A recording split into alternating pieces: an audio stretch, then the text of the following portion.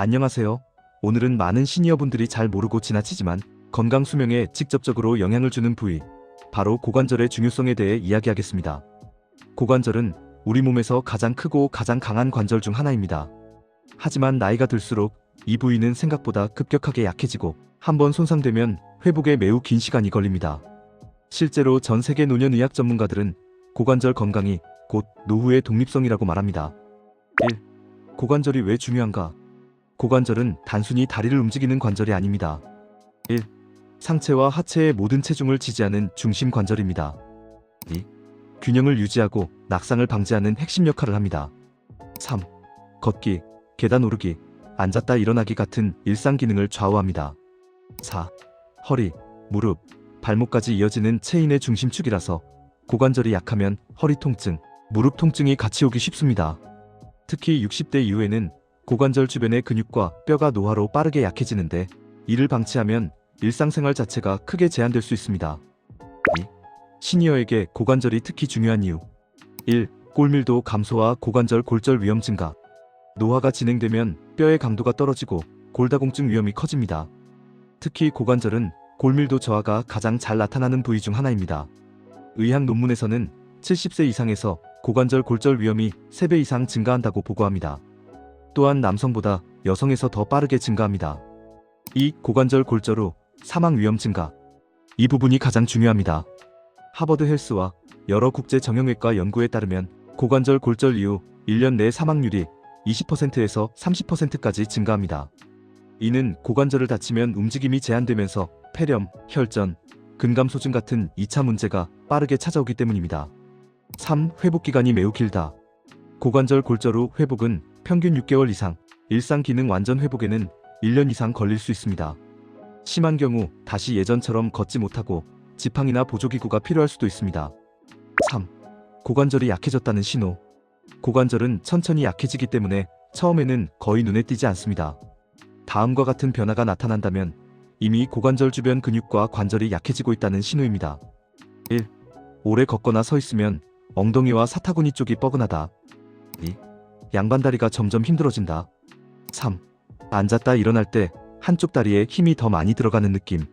4. 평지에서 걷는데도 균형이 흔들린다. 5. 계단을 내려갈 때 무릎이 아닌 엉덩이 쪽이 먼저 아프다. 이 신호들은 고관절 기능 저하의 초기 증상으로 알려져 있으며 전문가들은 2단계에서 관리하면 회복이 빠르다고 강조합니다. 4. 고관절이 약해지는 4가지 원인. 1. 근감소증. 나이가 들면 근육량이 매년 1에서 2%씩 감소하는데 특히 엉덩이를 감싸고 있는 둔근이 많이 줄어듭니다. 이 둔근이 약해지면 고관절이 바로 흔들리기 시작합니다. 2. 운동 부족. 의학적으로 하루 5,000보 이하, 장시간 앉아있는 생활은 고관절 주변 근육의 기능 저하를 빠르게 만듭니다. 3. 골다공증. 특히 여성은 폐경 이후 급속하게 골밀도가 떨어져 고관절 뼈가 약해질 가능성이 높습니다. 4. 균형 감각 저하.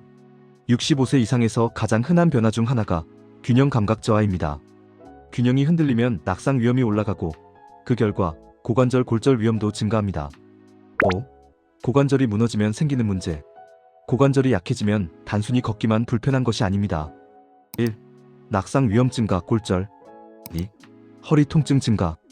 허리가 아픈 이유 중 상당수가 고관절 기능 저하 때문입니다. 3. 무릎 통증. 고관절이 틀어지면 무릎에 하중이 몰립니다. 4. 보행 속도 감소, 활동량 감소, 근감소증 가속. 5. 노후의 독립성 상실. 고관절 손상은 독립적인 생활을 어렵게 만들어 장기 요양으로 이어질 가능성이 높다고 보고됩니다. 6. 시니어에게 꼭 필요한 고관절 관리법. 의학적 근거가 있는 고관절 건강법만 정리했습니다. 1. 둔근 강화 운동. 고관절은 근육이 보호하는 구조라서 근육 강화가 가장 효과적입니다. 다음 운동들은 정형외과와 물리치료 분야에서 인정하는 기본 운동입니다. 브릿지 운동, 사이드 레그 레이즈, 힙힌지, 미니 스쿼트. 이 4가지가 고관절을 보호하는데 가장 효과적이라고 보고됩니다. 2. 1일 최소 6,000보 걷기. 연구에 따르면 6,000보 이상 걸은 그룹이 고관절 골절 위험이 크게 낮았음이 확인되었습니다. 3. 단백질 섭취 늘리기.